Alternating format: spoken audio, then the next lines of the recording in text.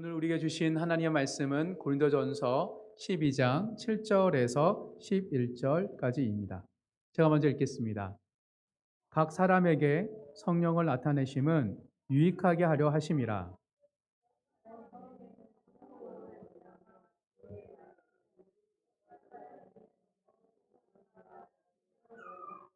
다른 사람에게는 같은 성령으로 믿음을, 어떤 사람에게는 한 성령으로 병 고치는 은사를,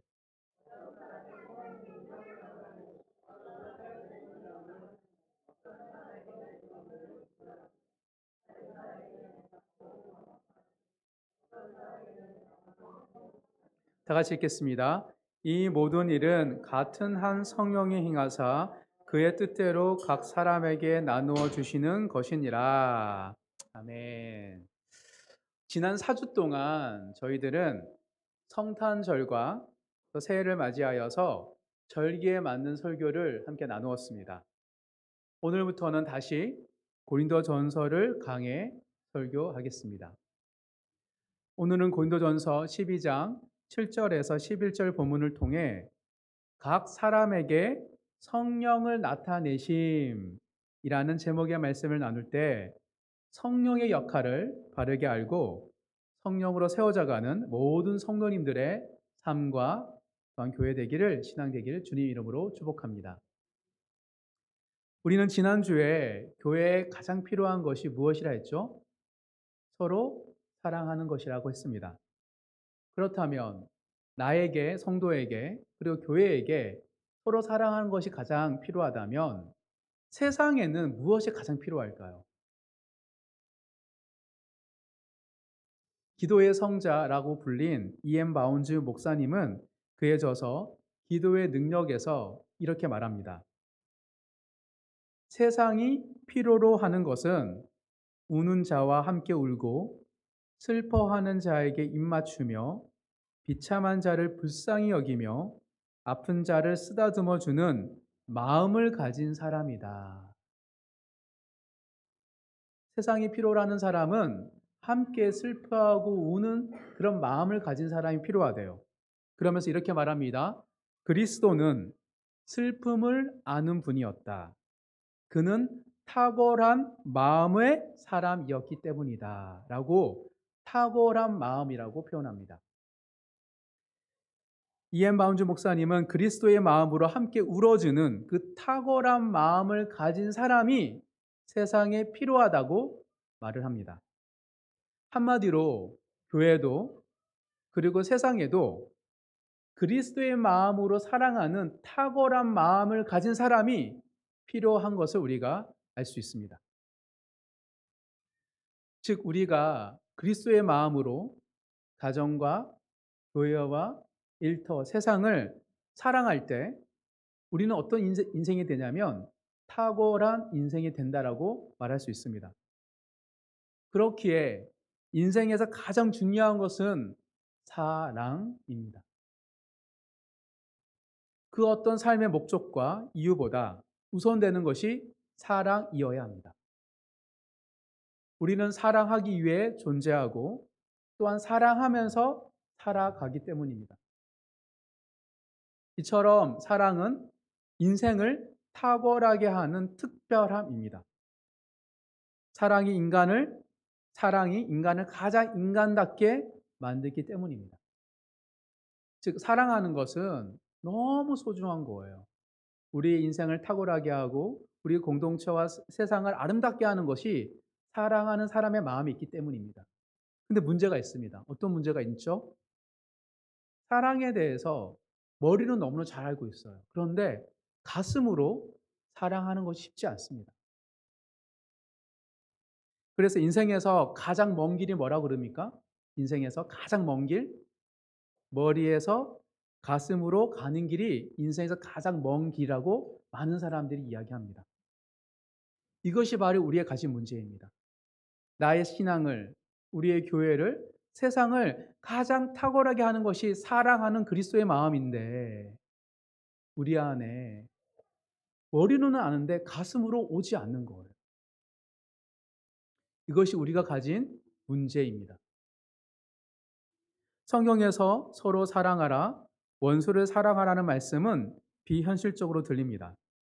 그래서 더 이상 사랑에 대한 말씀이 고리타분하고 또한 나와 상관없는 이야기처럼 들리기도 합니다. 모두 다 알고 있는 내용을 하지만 어느 누구도 하지 못하는 그 사랑에 대한 이야기가 진부하기까지 합니다. 저도 말씀에서 또 누군가의 설교를 듣다가 사랑하다는 말을 들으며 너무 마음이 힘들어요.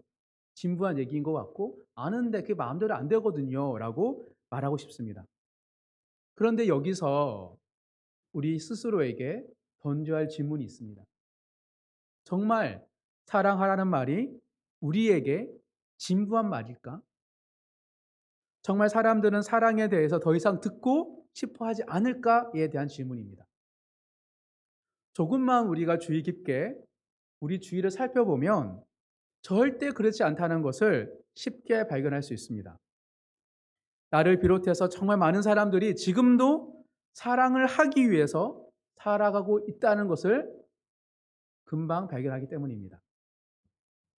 관계의 아픔이 있음에도 불구하고 회사와 교회에서 만남의 축복에 대한 갈망이 사라지지 않는 우리의 모습을 보십시오. 이별의 아픔이 있음에도 불구하고 다시 사랑 안에서 행복해하는 여인의 모습을 보십시오. 자기 인생의 계획을 포기하더라도 자녀를 낳고 사랑으로 키우는 그 부모의 모습을 보십시오. 또한 생명의 날이 다해서 죽음의 문턱 앞에서도 손주를 바라보며 사랑의 눈초리로 바라보는 그 노인의 얼굴을 보십시오. 어떻게 사랑하라는 말이 진부한 말로 들릴 수 있을까요? 절대 그렇지 않습니다. 사랑은 여전히 모든 인생 가운데 유효하며 가장 강력한 삶의 동기이기 때문입니다. 아마 사랑에 대한 갈망이 없다면 온 지구는 멈추게 될 것입니다. 사랑이 있기에 세상은 이처럼 활기차게 역동하고 있습니다. 그렇다면 왜 우린 사랑하라는 말에 대해서 무조건 기쁨으로 받아들이지 못하고 부담을 느끼는 것일까? 이것은 우리 마음이 감당하기 어렵기 때문입니다. 그래서 사랑하라는 말씀의 방점을 두지 말고 문제의 핵심이 말씀이 아니라 내 가슴, 내 마음이라고 생각하고 우리에게 문제가 무엇인지 생각해야 합니다. 그래서 잠언 4장 23절에 제가 읽어드리겠습니다. 모든 지킬 만한 것 중에 더욱 내 마음을 지키라. 생명의 근원이 이에서 남이니라 라고 말을 합니다. 사랑하는 성도 여러분, 여러분들은 여러분의 마음에 대해서 어떻게 생각하십니까? 나 자신의 마음을 최근에 어떻게 다루고 계세요? 또한 마음의 건강을 위해서 여러분들은 주로 무엇을 하고 계십니까? 여러분들께서 거주하는 집이나 책상처럼 주기적으로 청소하고 정리하고 있습니까? 마음을? 사고하는 머리에 대해서는 정리하고 정돈하며 정신적인 건강에 대해서 중요하게 생각하지만 감정이 담긴 마음에 대해서는 어떻게 관리하고 계십니까? 머리보다 마음을 의도치 않게 소홀히 여기고 있을 때가 우리가 너무 많은 것을 제가 발견하게 되었습니다. 오늘 고린도전서 본문은 우리 마음을 다루시는 하나님의 섭리에 대한 이야기입니다. 하나님께서 우리 마음이 역사하실 때 우리는 신령하고 영적인 것을 체험하게 됩니다. 신령하고 영적인 것은 하나님이 우리를 마음을 다루실 때 느끼고 체험하는 이야기입니다. 그래서 조나단 에드워즈라는 유명한 신학자는 이렇게 말을 합니다. 참된 신앙은 주로 거룩한 감정으로 이루어져 있다. 놀라운 얘기입니다. 참된 신앙은 머리가 아니라 주로 감정과 관련되어 있다라고 말을 합니다. 마음에서 일어나는 감정이 정말 중요하다고 말하는 것이죠. 그는 신앙에서 감정을 배제하려고 하는 사람들을 대항하여 마음에 담긴 감정이 신앙의 핵심 표지임을 강조하고 있는 것이에요. 참된 신앙은 감정이 작용하는 그 마음과 매우 직접 연결되어 있기 때문입니다. 고린도전서 12장, 13장, 14장에서 신령한 것과 관련된 사도 바울의 권면을 통해 우리의 마음을 빚어가시는 성령의 사역을 깊이 이해하시는 모든 성도님이 되시길 간절히 소망합니다. 7절, 오늘 본문이죠. 12장 7절 다 같이 읽겠습니다. 시작. 각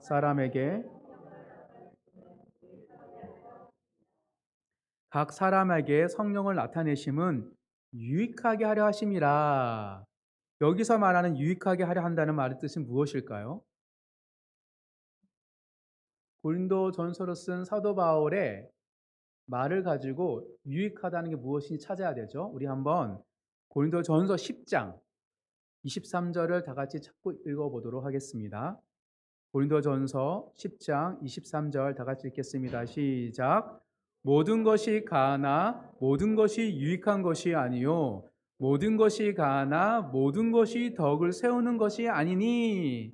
사도 바울은 유익한 것과 덕을 세우는 것을 동의어로 사용하고 있습니다. 한마디로 유익은 덕을 세우는 거예요. 성령의 나타나심은 뭐예요? 나의 신앙의 덕을 세우고 교회의 덕을 세운다라고 말하고 있습니다. 그리고 우리가 덕에 대해서 함께 살펴볼 때 덕의 뜻은 무엇이라고 했습니까? 탁월함이라고 했습니다. 헬라어 뜻의 단어는.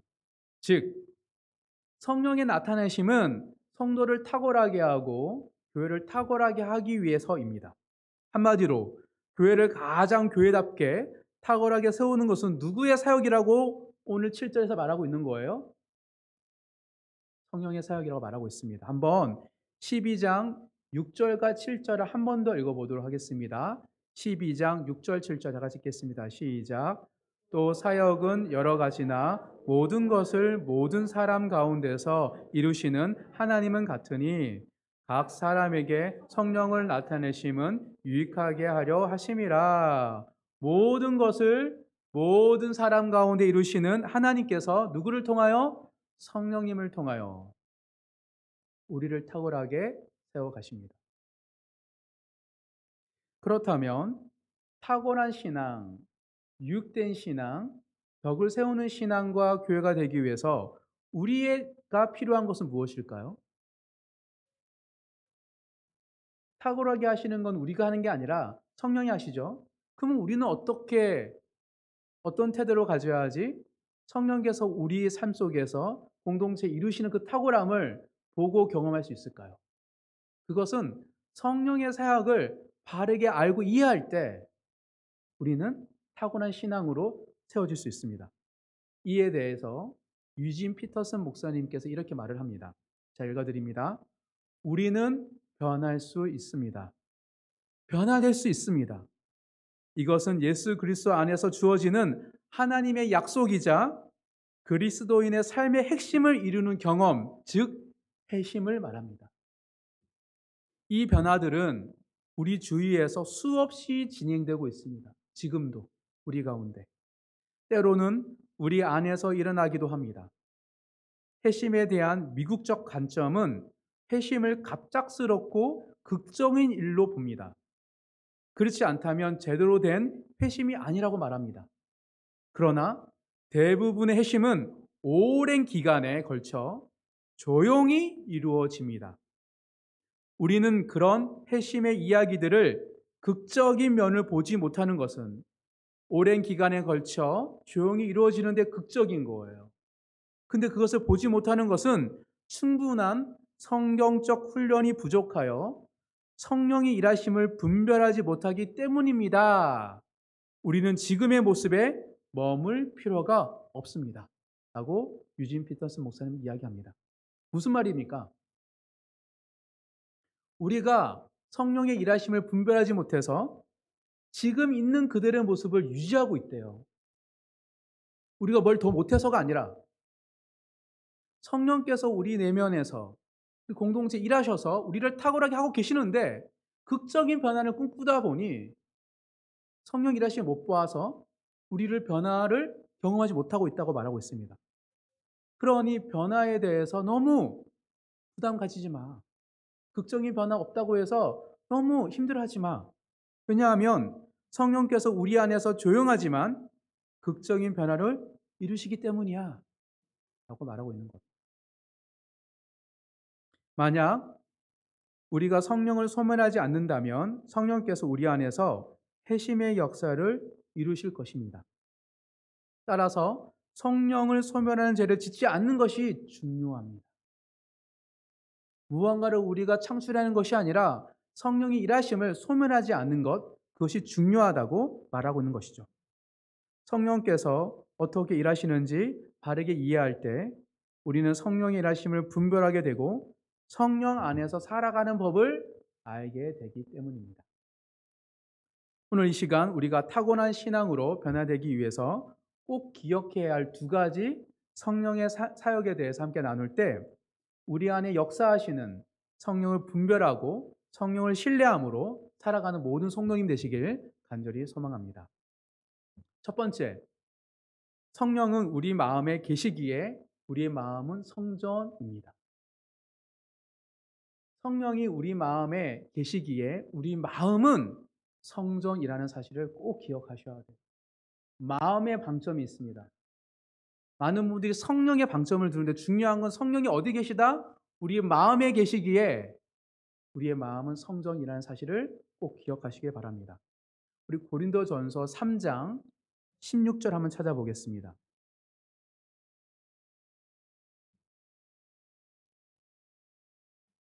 고린도전서 3장 16절 다 같이 읽겠습니다. 너희는 너희가 하나님의 성전인 것과 하나님의 성령이 너희 안에 계시는 것을 알지 못하느냐? 예수님을 믿는 모든 사람 안에는 성령님이 계시죠. 다 알고 있는 것처럼. 우리가 예수님을 믿는 이유는 무엇입니까? 2000년 전에 오셨던 예수님 어떻게 세상의 주권자여 구원자여 하나님의 아들을 믿을 수 있죠? 보지도 않았는데 그것은 성령께서 우리 안에 내주하셔서 믿을 수 있는 거예요. 성령이 믿음을 주시거든요. 그래서 성령께서 우리 안에 거하실 때 우리는 내가 하나님의 선택을 받은 하나님의 자녀이구나라는 것을 알 수 있는 거예요. 그만큼 믿음과 성령을 밀접하고 성령이 거하신 우리의 마음의 중심, 마음은 우리의 믿음과 우리의 신앙에 지대한 영향을 끼치고 있다는 사실입니다. 그래서 우리 마음에 대해서 성령이 거하시는 마음에 대해서 우리는 바르게 알아야 합니다. E.M. 바운주 목사님은 이 마음에 대해서 이렇게 말을 합니다. 잘 들어보시기 바랍니다. 마음은 이 세상의 구주이다. 머리는 구원하지 못한다. 천재성, 두뇌, 명철, 능력, 천부적인 재능 등은 결코 구원할 수 없다. 복음은 마음을 통해서 흐른다. 가장 강력한 힘은 모두 다 마음의 힘이다. 가장 향기롭고 달콤한 은총은 모두 다 마음의 은총이다. 위대한 마음은 위대한 인격이다. 위대한 마음이 거룩한 성품이다. 그러면서 이렇게 말합니다. 하나님은 사랑이시다. 사랑보다 위대한 것은 없고 하나님보다 위대한 것은 없다. 마음이 천국을 만들고 천국은 사랑이다. 천국보다 높고 천국보다 달콤한 것은 없다. 하나님의 위대한 전도자는 두뇌가 아니라 마음이 만든다. 마음은 신앙생활의 모든 면에서 중요하다라고 말을 합니다. 저는 이 글귀를 읽으면서 너무 충격 먹었습니다. 참된 신앙에서 마음이 얼마나 중요한지 깨달았기 때문입니다. 왜 그토록 많은 믿음의 사람들이 기도하는지 알았습니다. 내 마음을 위하여, 마음의 주님의 보좌를 위하여 3시간씩 매일 4시간씩 기도했던 거예요. 제가 말씀을 준비하면서 이 사실을 깊이 깨닫게 되면서 제 자신에 대해서 알게 된 사실이 하나 있습니다.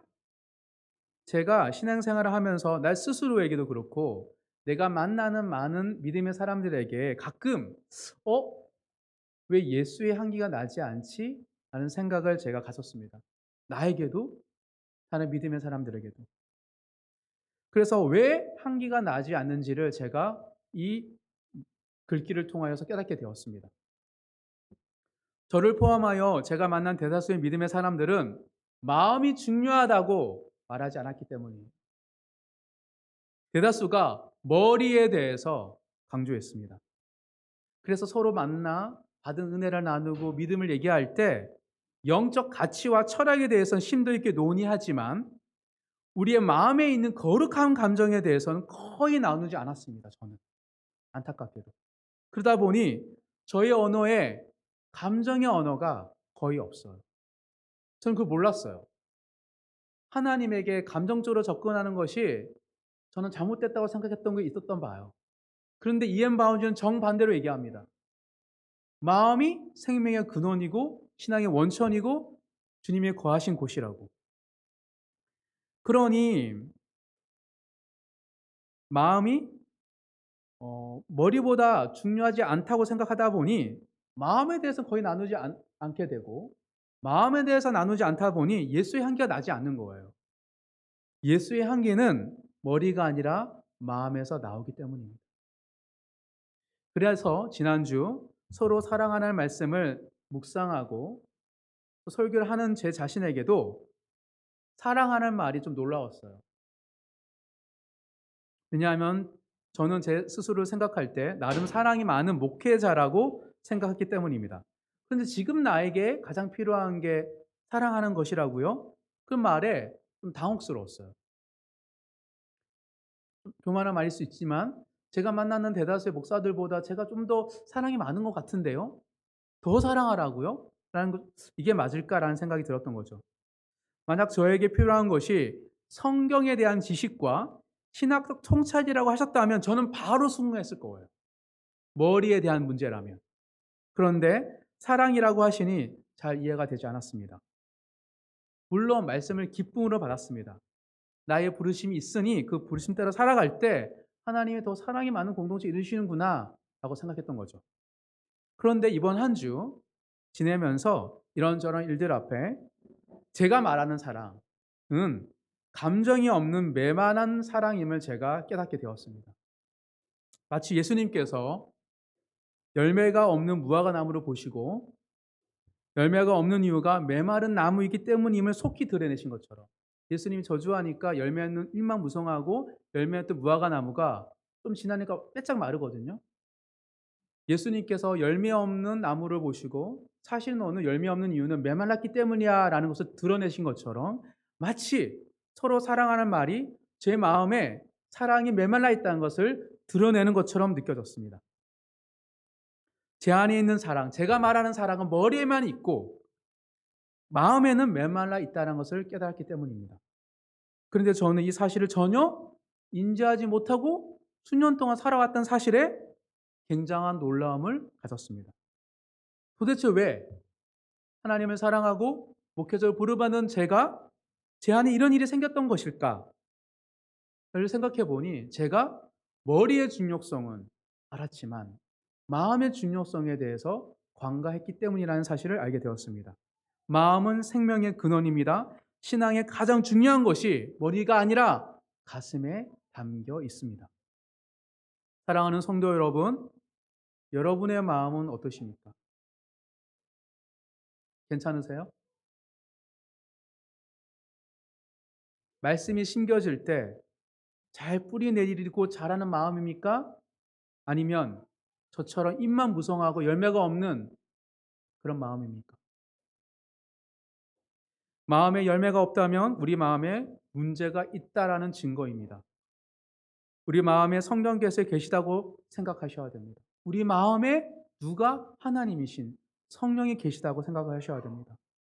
우리가 우리의 마음을 성령의 전으로 여길 때 성령께서 천천히 그리고 조용히 우리의 내면을 다루시고 비적하고 있으심을 보게 될 것이기 때문입니다. 우리가 탁월한 신앙으로 첫 번째입니다. 먼저 첫 번째 기억할 사실은 마음에 성령이 계시기에 우리 마음은 중요하다는 것.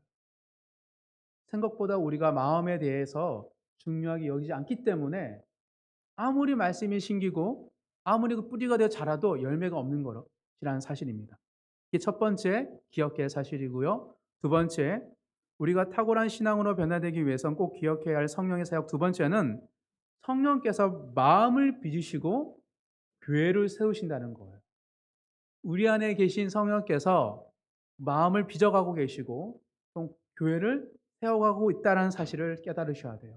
변화와 성장에 대해서 관심을 가지셔야 된다는 겁니다. 오늘 본문입니다. 8절부터 11절까지 읽을 텐데 8절, 9절, 10절은 똑같은 내용을 세 번 얘기하고요. 11절은 정리하는 내용이에요. 우리 8절부터 다 같이 읽겠습니다. 시작. 어떤 사람에게는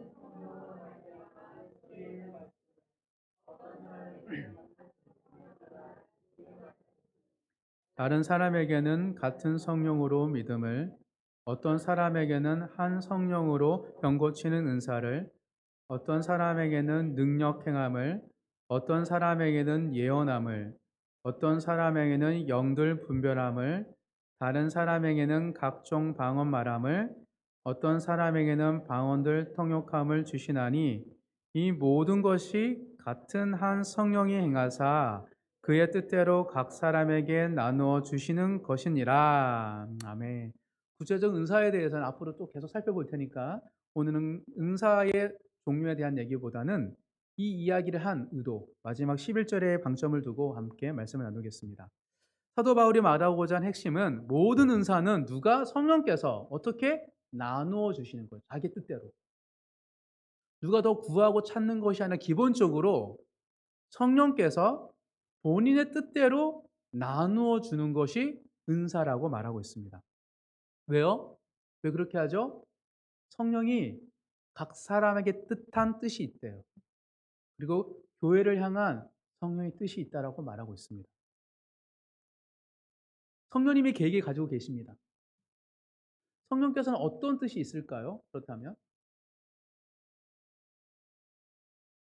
무엇을 위해서 어떻게 각 사람에게 다양한 은사를 나누어 주시는 것일까?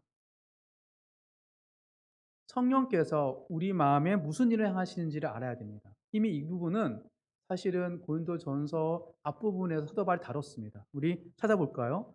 고린도전서 2장입니다. 고린도전서 2장 우리 7절부터 한번 읽어보도록 하겠습니다. 7절 먼저 읽겠습니다. 시작. 오직 은밀한 가운데 있는 하나님의 지혜를 말하는 것으로서 곧 감추어졌던 것인데 하나님이 우리의 영광을 위하여 만세절에 미리 정하신 것이다. 하나님의 지혜에 대한 얘기를 합니다. 이어서 8절 읽겠습니다. 시작.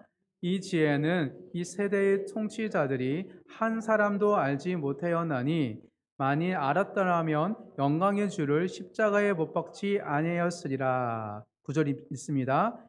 기록된 바 하나님이 자기를 사랑하는 자들을 위하여 예비하신 모든 것은 눈으로 보지 못하고 귀로 듣지 못하고 사람의 마음으로 생각하지도 못하였다 함과 같으리라. 하나님의 지혜는 어느 누구도 알 수 없대요. 사람의 마음으로도. 우리 오늘 마음이 중요하죠? 사람의 마음으로는 절대 하나님의 지혜를 알 수 없다라고 말하고 있습니다. 그리고 10절, 11절 읽겠습니다. 시작. 오직 하나님이 성령으로 이것을 우리에게 보이셨으니 성령은 모든 것, 곧 하나님의 깊은 것까지도 통달하시느니라. 사람의 일을 사람의 속에 있는 영 외에 누가 알리요? 이와 같이 하나님의 일도 하나님의 일 영 외에는 아무도 알지 못하느니라. 무슨 말입니까? 성령이 우리 안에 마음에 내주하신 이유는 무엇이에요? 하나님 일을 알기 위해서요. 절대 우리의 머리로는 우리의 마음으로는 하나님 알 수 없어요. 과거의 경험으로 유추할 수는 있으나 지금 이 시간 하나님이 원하시는 것이 무엇인지 아는 것은 오직 성령을 통해서 알 수 있기 때문에 성령이 우리 안에 계시는 거예요. 눈에 보이는 가시적인 것으로 하나님 일한다, 일하지 않는다 다 틀린 말입니다. 성령이 각 사람이 주신 나타내신 은사 안에서 우리는 볼 수 있는 거예요. 하나님의 일은 성령을 통해서만 알 수 있습니다. 그래서 성령은 다양한 은사를 우리에게 주셔서 각 사람에게 하나님에 대한 일에 대해서 알게 하십니다. 근데 재밌는 거는 다 똑같은 은사가 아니에요. 각 사람마다 다 다른 은사로 뭘 보냐면 자신의 특별함을 보는 게 아니고 하나님의 특별하심을 보게 하는 거예요. 사람의 마음으로는 절대 알 수 없는 것을 알려주시려고 우리에게 은사를 주시는 거예요. 우리는 성령에 대해서도 하나님이 성령이 드러나지 않으면 우리는 감당 못합니다. 하나님 너무 크시기 때문에. 그래서 은사, 우리에게 특별한 걸 주셔서 선물을 그를 통하여 성령을 알고 하나님 나라 일을 보게 하는 것, 그게 하나님의 방법입니다. 즉 결국 은사는 하나님의 나라가 어떻게 세워져 가는지를 경험하는 통로예요. 하나님이 한 사람의 인생을 어떻게 빚어가시고 하나님이 하나님의 교회를 어떻게 빚어가시고 하나님 나라를 어떻게 완성되시는지를 볼 수 있는 통로가 은사예요. 그럼 성령이 주시는 은사를 가지고 살아갈 때 우리 마음에는 어떤 일이 일어날까요? 갈라디아서 찾아보겠습니다. 갈라디아서 5장입니다.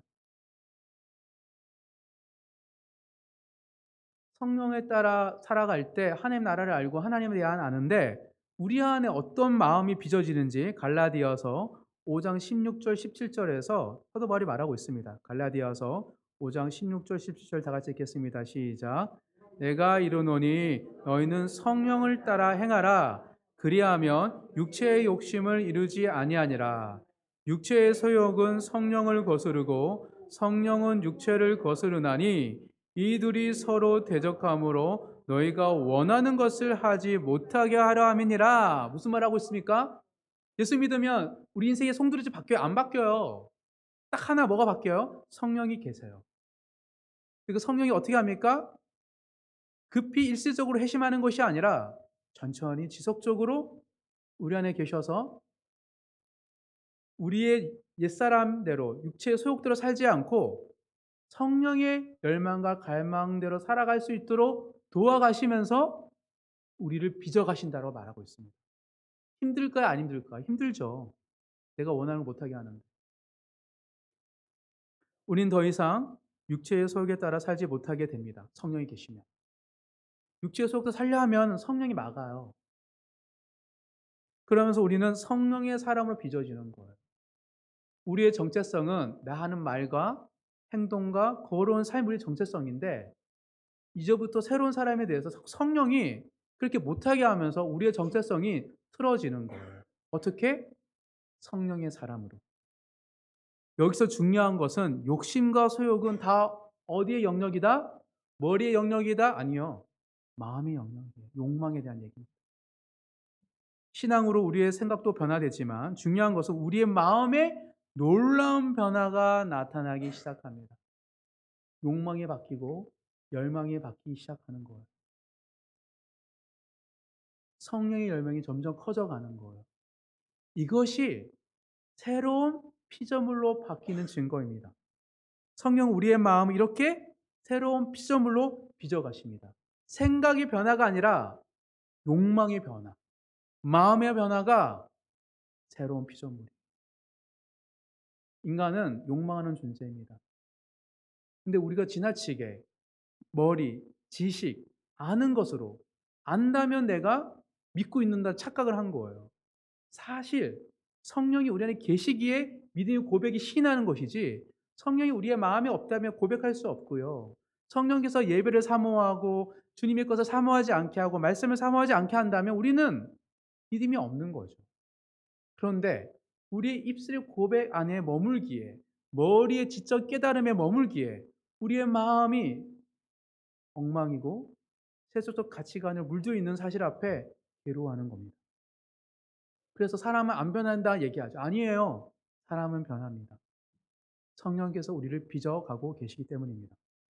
마찬가지로 성령께서 사람의 마음만 빚을 뿐만 아니라 교회도 세워가신다라고 말하고 있습니다. 일반적으로 우리가 생각하는 우리의 교회는 어떻게 세워집니까? 지난 한 1년 동안 우리가 함께 개척교회를 했잖아요. 보통은 우리가 생각하는 교회의 모습이 다 있습니다. 그래서 그 교회의 모습을 맞추고 그 모습을 세워가려고 하는 거죠.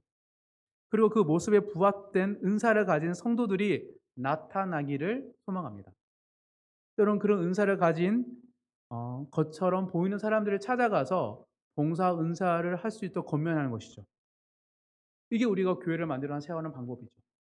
우리가 원하는 교회 모습을 필요한 사람들을 세워가고 찾아가는 거죠.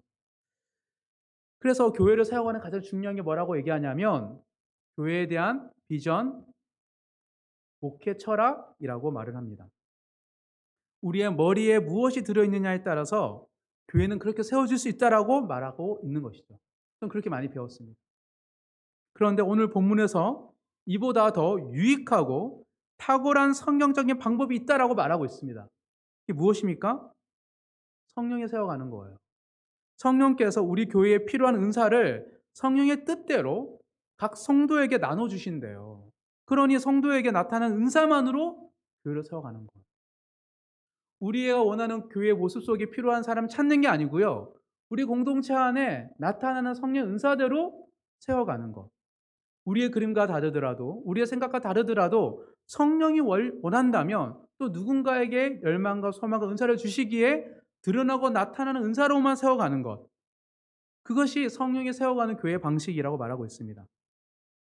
그리고 우리에게는 소망을 통하여 교회를 세우기에 우리의 소망을 주님께 기도할 때 때가 되면 그 기도의 응답으로 성령께서 역사하시겠죠. 이것이 바로 교회를 세워가시는 성령의 방법이라고 사도 바울이 얘기하고 있습니다. 저희 교회는 지금 이렇게 세워가고 있다고 생각하고 이렇게 되기를 정말 원합니다. 앞으로도 최대한 성령께서 세워져 가는 것을 보고 기뻐하는 교회 되도록 함께 믿음의 여정을 걸어가기를 간절히 소망합니다. 무엇보다 우리 마음 안에 일어나는 성령의 일을 함께 고백할 때 함께 기뻐했으면 좋겠어요. 교회에 필요한 자이냐 아니냐라고 서로 비교하는 것이 아니라 각 사람이 갑자기 열망이 생기고 소망이 생기고 그의 마음이 있을 때 같이 기뻐해 주고 그 사람을 통하여서 어떻게 성령께서 교회를 세워가시는지를 보는 것, 그것을 기뻐하는 교회, 그것이 우리 교회의 정체성이 되기를 간절히 소망합니다. 무엇보다 우리 마음 안에 일어나는 성령의 일을 함께 고백할 때 성령께서 나도 빚어가시는 것처럼 저 사람 저렇게 빚어가고 있구나. 만지시는구나. 건드시는구나. 들추시는구나. 하지만 하나님께서 정말 사랑하시는구나. 새로운 피조물로 빚어져가는 제 형성의 모습을 원하는구나. 왜 저렇게 성령께서 건드시지? 역사하시지? 성령께서 그 아름다운 우리 각 사람의 모습을 아시잖아요. 태초에 우리의 모습을 계획하신 그 모습을 회복하기를, 그 모습대로 살아가기를 정말 갈망하시기에 성령께서 역사하시는구나. 함께 기도해주고 응원해주고 함께 중보해주는 그 기쁨이 우리 모든 성도들의 기쁨 되기를 간절히 소망합니다. 말씀을 정리하겠습니다. 성령께서 우리의 마음에 내주하시며 우리의 마음을 늘 새롭게 지금도 빚어가고 계십니다. 또한 성령께서 은사를 통하여서 하나님 나라에 참여하게 하고 교회가 어떻게 세워가는지를 보게 합니다. 우리가 교회를 세우는 것이 아니라 성령께서 필요한 사람에게 필요한 것들을 주시면서 어떻게 세워가는지를 보게 하시는 것이죠. 우리 모두가 사도행전이 성령 행전임을 잊지 않을 때, 사도행전이 성령의 행전임을 잊지 않을 때 모든 것을 모든 사람 가운데 이루시는 하나님의 섭리를 경험하게 될 줄 믿습니다. 우리의 마음에 대해서 더욱 소중히 여겨 마음과 교회를 빚어가시는 성령의 일하심을 바라보고 함께 기뻐하는 찬양과 고백이 넘쳐나는 바르고 아름다운 교회 되기를 간절히 소망합니다.